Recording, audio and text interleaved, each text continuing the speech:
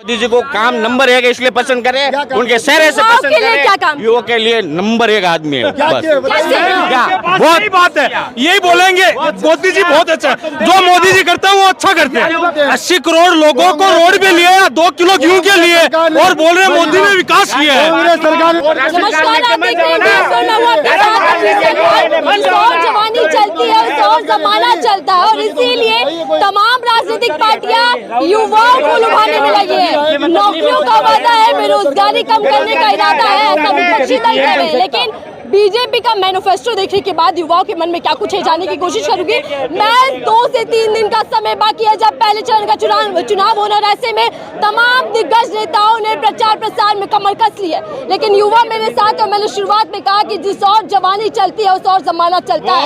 युवा फैसला करेगा इसी बात तक इस बार का चुनाव क्या होने वाला है। क्या 24 में हैट्रिक पार जाएगी बीजेपी, जैसा पीएम मोदी दावा कर रहे हैं, या फिर विपक्षी इंडिया अलायंस जो लगातार हुंकार भर रहा है वो इस बार कुछ कमाल कर पाएगा। मैं सीधे तौर पर आप ही से शुरुआत करती हूँ, आपसे। और आप देखिए ऑफ कैमरा भी नाराजगी मुझे दिख रही थी, क्या कुछ कहेंगे इस बार के युवाओं के मुद्दे? कहूँगा कि युवाओं में मतलब बेरोजगारी बहुत ज्यादा बढ़ी है। हम एक एकेडमी में कम से कम 750 बच्चे थे, उसमें से 3 बच्चे लगे हैं। वो बेरोजगारी एक तरीके की, ये लोग कह रहे हैं कि रोजगार बहुत मिला है, कहाँ रोजगार मिला है? कह रहे प्राइवेट नौकरियां बहुत है। इनको पूछिए एक आध प्राइवेट नौकरियां कौन सी है, 4-5 नौकरियां पूछिए इनको। मान लो हम देश के लिए 20 साल सेवा करना चाहते हैं पर नहीं कर पा रहे हैं, 4 साल क्यों कर रहे हैं?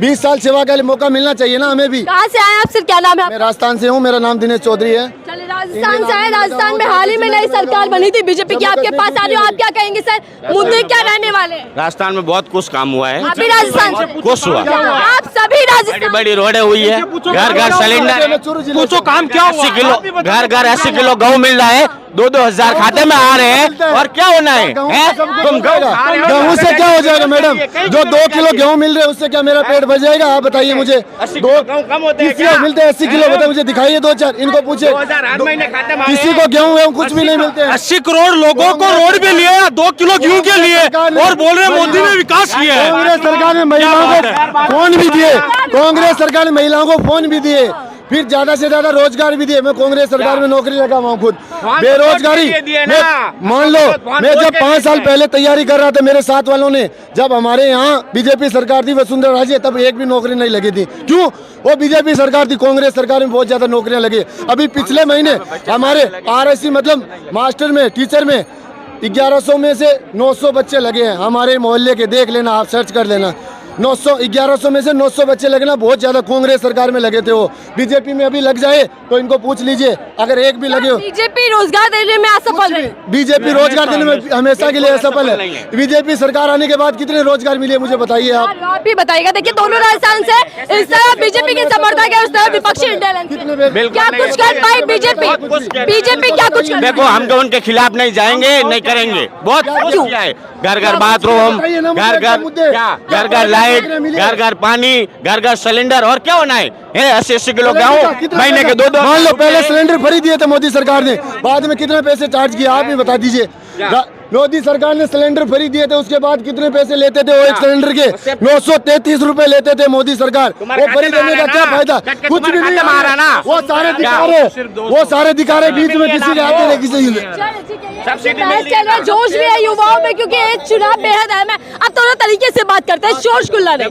मैं आ रही हूँ, मैनिफेस्टो मोदी जी आएंगे तो 100। मोदी जी के खिलाफ क्यों नहीं? एक मिनट, दिनेश जी, मैं आ रही हूँ। क्या नाम है सर आपका? मेरा नाम अशोक राजपुरोहित। अशोक जी, मोदी जी को क्यों पसंद कर रहे हैं? मोदी जी को काम नंबर 1 इसलिए पसंद करे, उनके चेहरे से पसंद करे, युवाओं के लिए नंबर 1 आदमी है। बस क्या बहुत बात है, यही बोलेंगे मोदी जी बहुत अच्छा है। जो मोदी जी करते हैं वो अच्छा करते हैं। ये अंधभक्त है, वो बोलते नहीं है, वो फोड़ते हैं। मोदी की गारंटी, वो बोलते नहीं है, फोड़ते हैं पूरा। और तुम खुद देख लेना 2029 तक क्या क्या काम होगा।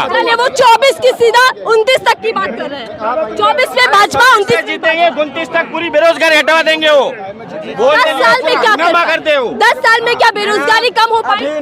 सर एक मिनट, 10 साल में कितनी बेरोजगारी कम हो पाई? उस बेरोजगारी सब कम हो गई। क्या बेरोजगारी है? कुछ भी बेरोजगारी नहीं। क्या है? क्या असर है? तुम्हारा सर्टिफिकेट लेके जाओ, नौकरी मिलेगी। बचते 60 से नौकरी कौन देगा? सबके डिग्री पास ले जाओ, पढ़े। डिग्री में बिल्कुल नौकरी देंगे तुमको।